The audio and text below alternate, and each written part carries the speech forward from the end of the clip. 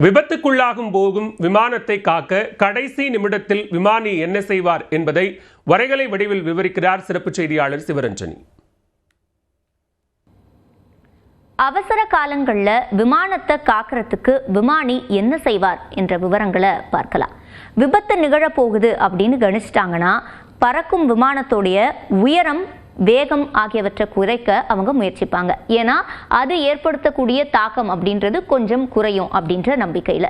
அடுத்ததா நிலம் நீர் சார்ந்த எச்சரிக்கை கருவி மூலமா அலர்ட் கொடுக்கிறது. அதாவது பக்கத்தில் எங்கேயாவது பசுமை நிலம் இருக்கு, இல்லை சாலை மாதிரியான இடங்கள் இருக்கு அப்படின்னா குறைந்தபட்ச பாதுகாப்பு பகுதி நோக்கி விமானத்தை திருப்புவாங்க. ஏன்னா அந்த இடத்துல சேதாரம் என்பது இவங்களுக்கு தரையிறக்கும் போது குறைவா இருக்கும் அப்படின்ற நம்பிக்கையில் அந்த முயற்சியை மேற்கொள்வாங்க. அடுத்து விமான போக்குவரத்து கட்டுப்பாட்டு அமைப்புக்கு அனுப்பப்படும். அதாவது இவங்க அங்க எச்சரிக்கை விடுப்பாங்க கண்ட்ரோல் சென்டருக்கு. அதுல முக்கியமா இவங்களுக்குன்னு நிறைய கோட்வேர்ட்ஸ் இருக்கும்.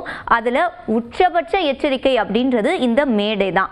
மேடே கோடை 3 முறை ரிப்பீட் பண்ணுவாங்க. இதுதான் அவங்களோட கோட்வேர்டா இருக்கும். இது என்ன நமக்கு உணர்த்துது அப்படின்னு பார்த்தோம்னா, இதனுடைய அர்த்தம் என்ன அப்படின்னு பார்க்கும்போது, மேடே அப்படின்னா இங்கே உயிர் போகும் ஆபத்து இருக்கு அப்படின்றது தான் அதற்கான அர்த்தம். விமானத்துல எத்தனை பேர் இருக்காங்க, என்ன பிரச்சனை நடந்தது, எந்த இடத்துல விமானம் இருக்கு அப்படின்ற விவரங்களை அவங்க இது மூலமா கண்ட்ரோல் சென்டருக்கு தெரிவிக்கிறதுக்கான வாய்ப்புகள் இருக்கு.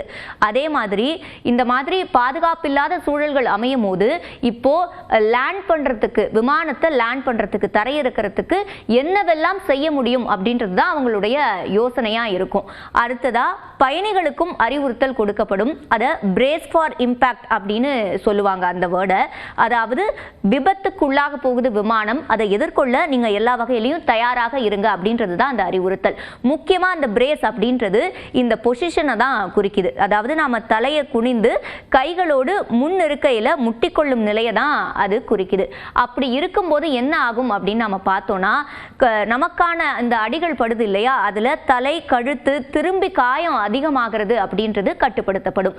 இதுதான் குறைந்தபட்சமா நம்மளை பாதுகாத்துக்கிறதுக்குன்னு அவங்க எடுக்கக்கூடிய நடவடிக்கைகளா இருக்கும்.